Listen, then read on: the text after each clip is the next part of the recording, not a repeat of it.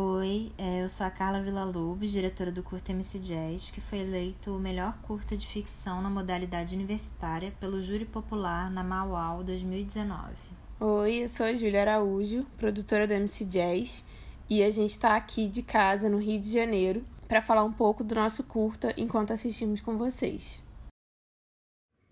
Essa primeira cena do filme foi também a mais difícil de ser feita para mim. Era a primeira vez que eu estava dirigindo uma cena de sexo e eu estava lidando ali com duas atrizes estreantes, a Carol Dalfarra, que interpreta a Jazz, e a Vitória Régia, que fez o papel da Natália, namorada da Jazz. A gente fez a cena com 3 pessoas só no set. Eu, a diretora de fotografia, Andressa Guerra, o técnico de som nesse dia, que foi o Pedro Moraes, que é um homem trans. A gente filmou essa cena no início da diária e simulou que era noite. Era importante para mim garantir essa cena logo no início, porque ela teve uma importância muito grande no filme. Inicialmente ela nem estava planejada para ser a primeira, na montagem, mas eu senti a necessidade de apresentar a relação das duas de uma forma mais espaçada ao longo do filme, para parecer que a Natália frequentava a casa da Jazz, e também achava importante que o filme já dissesse muito logo no primeiro frame. Andando na rua de noite, muita gente branca já fugiu de mim. A minha ameaça não carrega bala, mas incomoda o meu vizinho imaginário dessa gente dita brasileira. A cena serve quase como uma introdução, porque logo depois vem o lettering do filme e a música da Ellen Oléria, dando um ritmo mais acelerado àquela apresentação onde a Jazz mora, que é uma das favelas no Complexo da Maré. Alô, som. Desce, 1, 2, 3,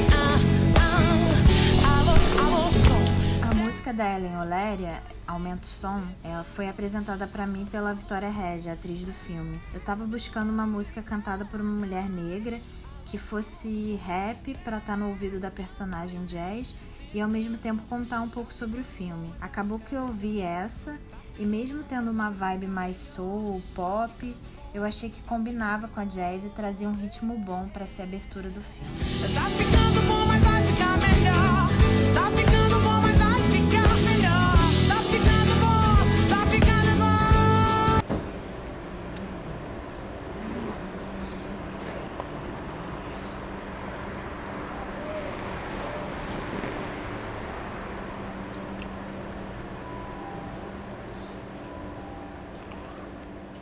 Para gravar nas estações de trem e dentro do trem, a gente combinou com a equipe de se encontrar no terminal da Central do Brasil antes das 6 horas da manhã de um domingo, que é o dia menos movimentado e com menos trens saindo.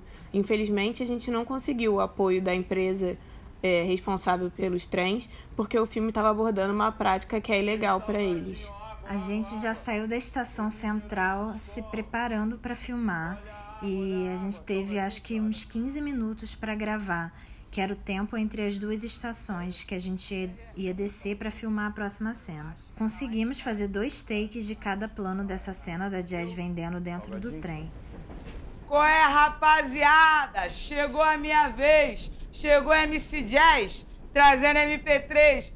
Nessa cena tem o Gustavo Luz como vendedor, que é um ator que a gente conheceu na Maré, e a Roberta Bahia, que é essa pessoa que compra da Jazz, trabalhou num curta que a gente fez antes, chamado Mercadoria.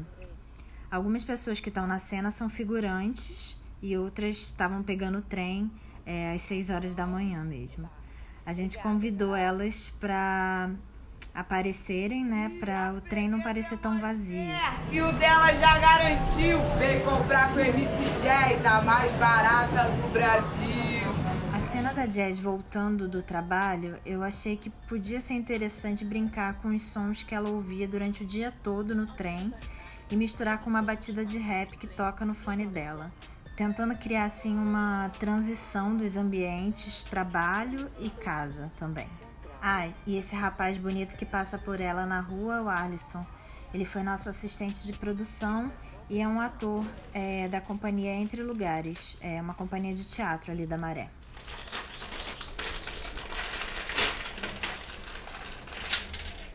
No processo de pensar essa jovem em casa, chegando cansada do trabalho, a imagem de preparar um miojo me veio na cabeça, pensando como nossos tempos de cuidado são reduzidos e como trabalhadores precarizados, principalmente, ficam sem tempo e com pouco dinheiro para cuidar de si, né?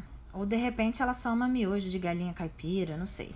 Mas enfim, ela tá ali ainda finalizando de certa forma o trabalho também, enquanto espera os 3 minutos da sua comida. Uma curiosidade dessa cena é que os passarinhos da vizinha não paravam de cantar. A princípio, eu achei que podia imprimir alguma relação temporal com o dia, né?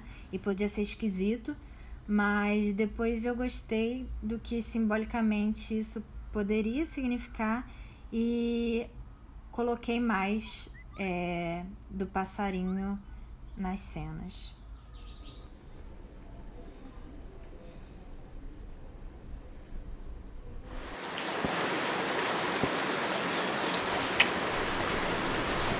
No roteiro, essa cena era a continuação daquela primeira cena de sexo do filme, mas eu achei interessante encaixar ela aqui nesse momento para aumentar a presença desse casal, dessa relação ao longo do filme. Eu fiquei bem feliz por conseguir, como montadora, desmontar a própria ordem que eu tinha feito enquanto roteirista. E uma curiosidade é que essa cena não era para ter chuva também, né? Foi uma escolha na pós, porque a cena seguinte, justamente, a gente filmou na chuva. Então, para fazer uma transição e relacionar, né, para que fosse no mesmo dia as duas cenas, a gente adicionou o som da chuva. Não fica assim não, sabor. Prometo que vou dar um jeito nisso, tá?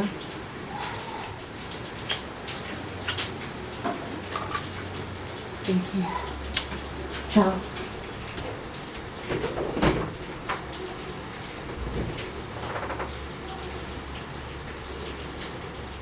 A cena que a Jazz está escrevendo no caderno, a gente optou por aproximar bem a câmera pela primeira vez dentro da casa dela, pensando num momento mais introspectivo, que ela está sussurrando essas palavras, dessa poesia que ela está criando, quase desabafando também pra gente. Essa poesia que vai começando a ser dita ali foi a Carol Dalfarra, a atriz, que criou especificamente para Jazz, a partir dos encontros e os ensaios que a gente fez, inclusive alguns dentro dessa mesma casa que foi a locação.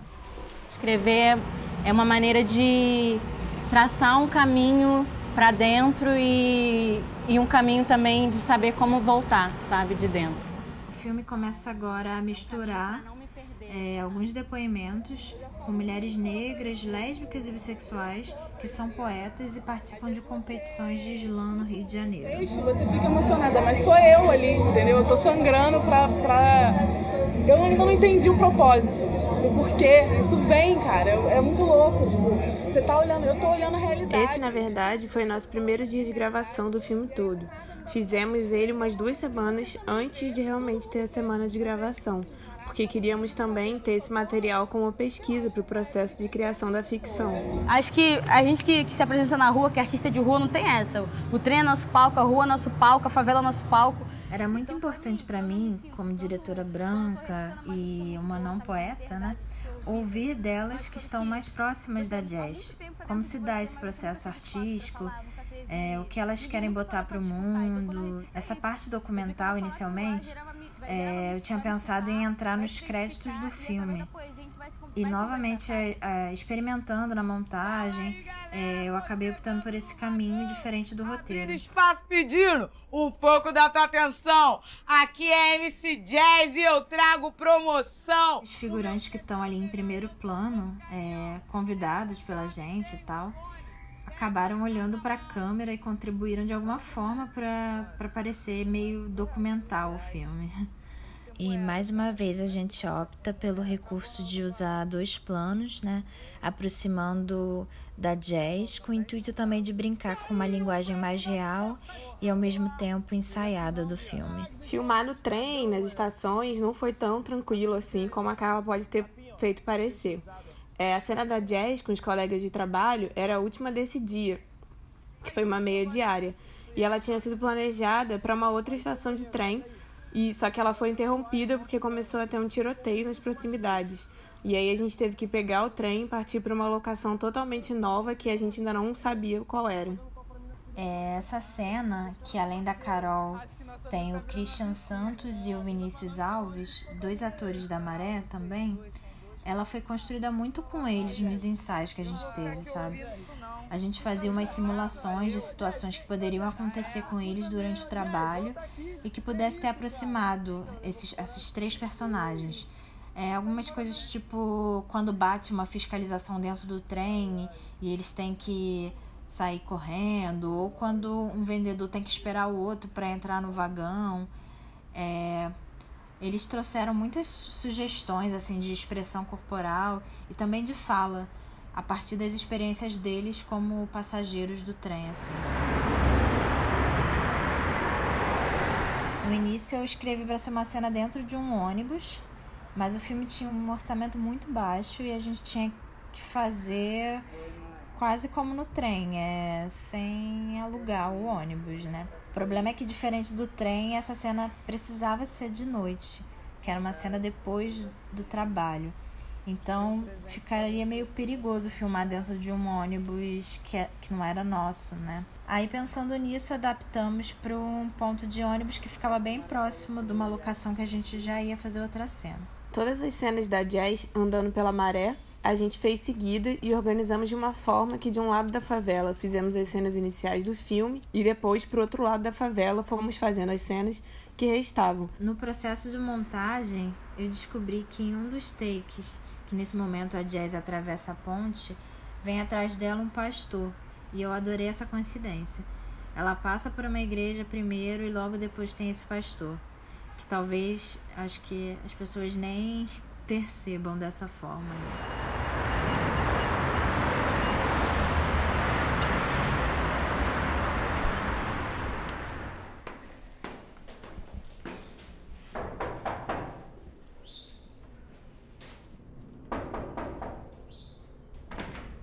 Minha filha! Feliz aniversário, mãe. Ai, que saudade! A locação da casa da família da Jazz foi feita numa diária só. A gente filmou em Ramos, na casa da mãe da Carla, e foi um dia com a equipe completa. A gente devia estar em cerca de 15 pessoas. A gente começou esse dia filmando as cenas que tinham somente a Carol e a Fernanda Dias, que interpreta a mãe. E elas se conheceram antes desse dia. A gente nunca ensaiou uma cena, mas a gente fez um encontro para eles almoçarem e a família toda se conhecer. Mas chegando no set, nesse dia, elas ficaram esperando enquanto a gente montava a luz e tudo mais. E as duas se aproximaram muito e eram pessoas muito divertidas e brincalhonas. Então a dinâmica entre as duas ficou bastante solta, assim, pra mim, pelo menos. Perigoso, poxa.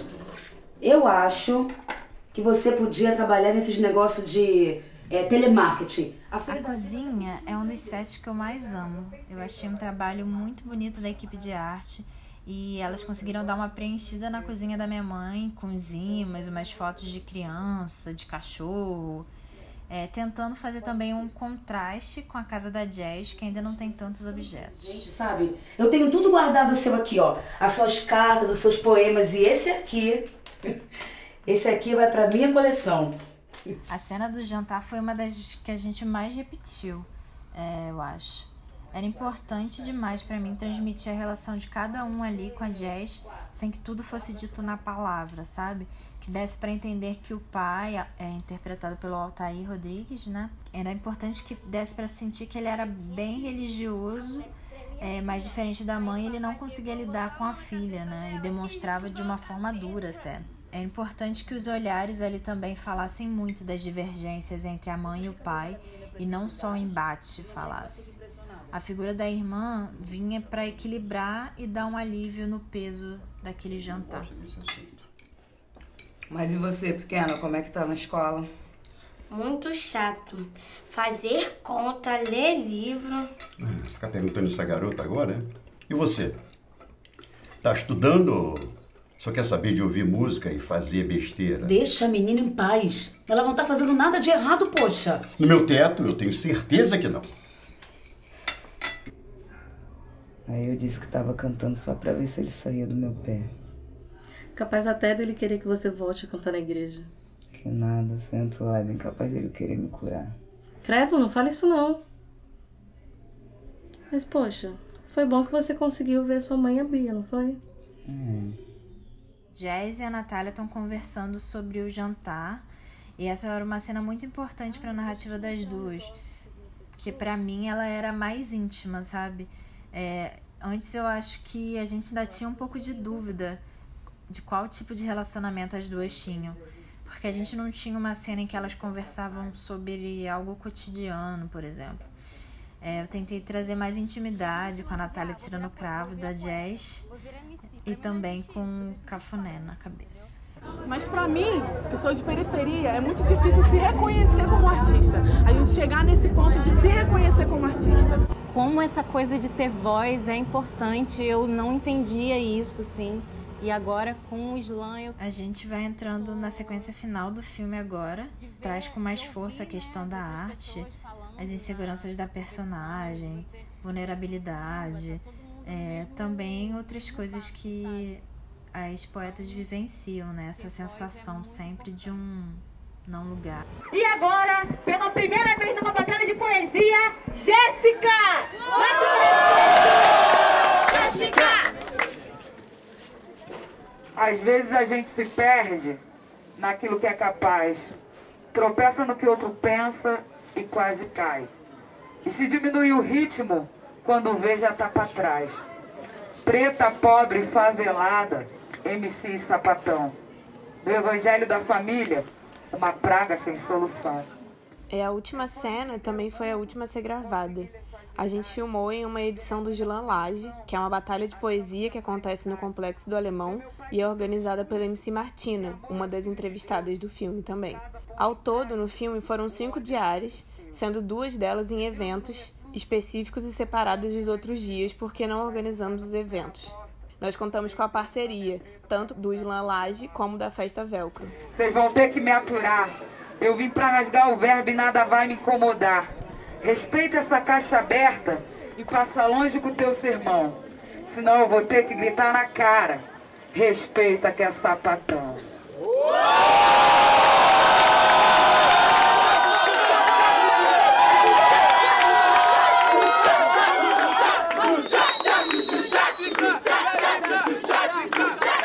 Eu costumo dizer que o menor que escreve um poema, ou a mina que escreve um poema, a mina periférica e favelada, antes de escolher a caneta e o papel, ela transpassou diversas barreiras, né? O genocídio do povo negro, o recrutamento do tráfico. Então, ele escolheu escrever, né? Enquanto a periferia, a favela te dá uma gama de escolhas que a gente sabe que não é legal. Os meus traumas, eu conhecia meus traumas, assim. Sabia que eu tinha traumas, que eu tinha pendências comigo enquanto pessoa, por ter vindo da realidade que eu vi, né? Mas eu não via formas, se não fosse pela poesia, se não fosse pelo rap, né, pela arte, de me livrar desses traumas, né? Então, a partir do momento que eu falo, eu não tô guardando só pra mim, eu tô jogando pra gente. Vamos comigo, vamos dividir esse fardo que não é só meu, porque não é culpa só minha. Então, é um amparo, né? Um apoio, assim. Vamos juntos.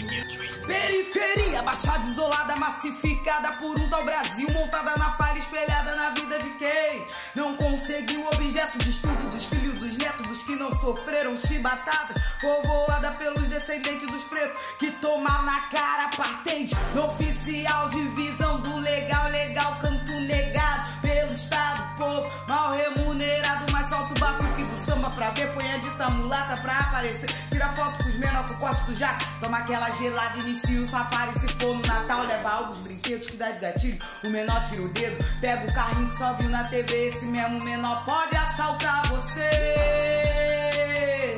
A gente tem um pós-crédito agora com a Carol e não é mais a Jazz, né? A gente tenta explicitar isso, que são 2 pessoas diferentes, o filme é ficcionalizado, mesmo que a Jazz e a Carol tenham muitas coisas semelhantes, assim. Para mim foi muito difícil selecionar quais falas da Carol entrariam no filme nesse momento, porque a Carol fala muitas coisas incríveis e fodas e tal. Pra mim, acho que uma das coisas mais fáceis do filme foi dirigir a Carol nas cenas, porque ela conseguia muito bem separar a Jazz dela, sabe? Eu fico muito feliz por ter ouvido a Gênesis, a Brenda, a Martina nesse dia, e a Carol também. E a gente fez isso no meio de uma festa chamada Velcro, que é para as mulheres LGBTs. A gente começou a gravar no fumódromo da festa antes dela começar, mas infelizmente deu uma atrasada. E aí a Brenda, por exemplo, teve que gravar já de madrugada. A gente foi para um canto, a nossa diretora de arte, Fernanda Martins, colocou umas luzes no fundo e a gente gravou já com, acho que, metade da equipe um pouco bêbada. E além da gente filmar os depoimentos, nesse dia, a gente também gravou cenas da Jazz na boate que acabaram não indo pro filme no final. Isso. A gente até chegou a usar a imagem da Jazz e da Natália dançando na boate em um teaser. E temos uma versão do filme para passar em escolas que a gente usa essa cena no início também. É uma cena que eu gostava muito, mas tive que abrir mão para poder dosar os 4 elementos da vida da Jazz que aparecem no filme, né? O relacionamento, o trabalho, a família e a arte. E acho que de alguma forma eu busquei reafirmar mais a importância da arte na vida das pessoas no geral. Essa cena final a gente teve que gravar de forma documental, porque a gente estava nesse evento que não era nosso, né?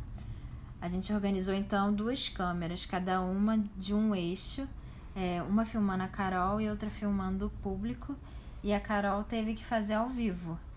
Mas ela é uma rapper e MC, então isso ela já tá super acostumada. A poesia foi escrita pela Carol. Eu criei uns tópicos com uns elementos, umas frases e tal, que eu achava interessante na poesia, mas a Carol mesmo que fez a maior parte, assim, do desafio, né? Que era unir tudo de uma forma poética. O engraçado é que todo mundo ali conhecia ela, praticamente. E a galera estranhou um pouco a poesia, porque não se parece muito com as coisas que ela faz e tal. E também a Jazz estava ali declamando pela primeira vez. A gente deu uma ensaiada antes pra Carol tentar demonstrar que estava tímida pra fazer aquilo e tal. A escolha dos sets que a Jazz andaria foram feitas pensando não só pela paleta de cores, né, das locações, das paredes e tudo mais, mas tentando trazer uns elementos que são significativos e comuns na favela e que dialogavam com a narrativa da Jazz naquele lugar. Era interessante pensar que ela estava afastada da família, mas que ao mesmo tempo estava tão próxima, sabe? A gente filmou em um dia só as cenas externas nas ruas da Maré e dentro da casa da Jazz, que também era lá na Maré, numa casa de um amigo meu e da Carla. Fizemos com a equipe reduzida, apenas 6 pessoas nesse dia, que foi o último dia de gravação. A gente filmou uma 4ª cena na casa dos pais também, que era a chegada do pai e da irmã, enquanto a Jazz e a mãe assistiam TV na sala. Era uma cena que trazia mais da relação da Jazz com a irmã, Bia, que é interpretada pela Ana Vieira, uma atriz maravilhosa lá do grupo de teatro Entre Lugares, da Maré.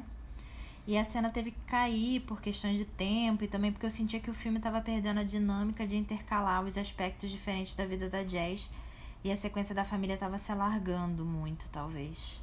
Esse set do ponto de ônibus a gente também fez na Diária 4, lá na Maré.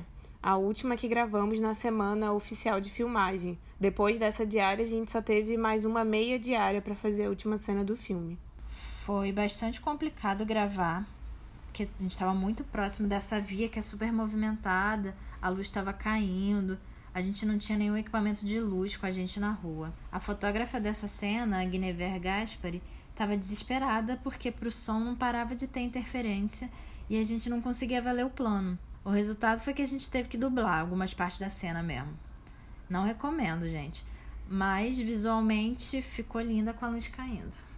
O filme foi gravado em 2017 e nesse ano o projeto passou por alguns laboratórios de roteiro, que foram muito importantes para o desenvolvimento do projeto, por meio de trocas com os responsáveis pelas mentorias e com os outros participantes. Pra gente também foi uma grande novidade, porque a gente nunca tinha participado de laboratório e a gente nem sabia que existiam laboratórios para curta-metragem. Participamos do laboratório do Festival Metrô, em Curitiba, que é focado em filmes universitários, do laboratório do Curta Cinema, aqui no Rio de Janeiro, e do laboratório do Primeiro Plano, o Festival de Juiz de Fora, focado em primeiros filmes, que a gente estava participando com o nosso primeiro curta Mercadoria. O laboratório do Primeiro Plano foi muito interessante porque, além de ter projetos de diversos lugares do país, tinha também de outros países da América Latina participando. O nosso financiamento do filme veio desse laboratório de roteiro do Primeiro Plano. Ele dava um prêmio em dinheiro para o projeto vencedor do pitching no final. Esse valor nos salvou, cobrindo os gastos de transporte, alimentação, equipamento alugado de amigo e uma ajuda de custo para o elenco. Mas infelizmente a gente não conseguiu chegar a pagar a equipe. O curta foi trabalho de conclusão de faculdade, meu e da Júlia, no curso de Comunicação Social da UFRJ. Eu achava, ainda acho muito importante, trazer mais personagens negros e LGBTs para o cinema. E como diretora lésbica, eu não via muita diversidade nas narrativas que tinham mulheres lésbicas. Narrativas que tivessem outras vivências, outras experiências. Eu queria também que o filme acontecesse no território da Maré, que foi um lugar muito importante durante a minha adolescência e eu frequentei muito porque uns amigos moravam por lá. E a gente pensa esse território e geralmente ele é visto no cinema de uma forma negativa, né? O território da favela. E eu queria que nesse filme, que fala de arte, de poesia, de amor, a gente mostrasse essa possibilidade que existe nesse território e muito. A nossa experiência com festivais tem sido bastante positiva. O filme foi super bem recebido em festivais voltados para a temática LGBT+, principalmente. E a gente teve a oportunidade de participar presencialmente de festivais em vários estados, como Pernambuco, Ceará, São Paulo. E uma questão que marcou muito a gente foi o retorno que a gente recebia por estar, de alguma forma, diversificando as narrativas com mais representação de lésbicas negras e de periferia. E isso, nos últimos anos, vem crescendo cada vez mais. A gente teve a oportunidade de ir ao Frameline, que é um festival LGBT em São Francisco, nos Estados Unidos, com o apoio da Ancine.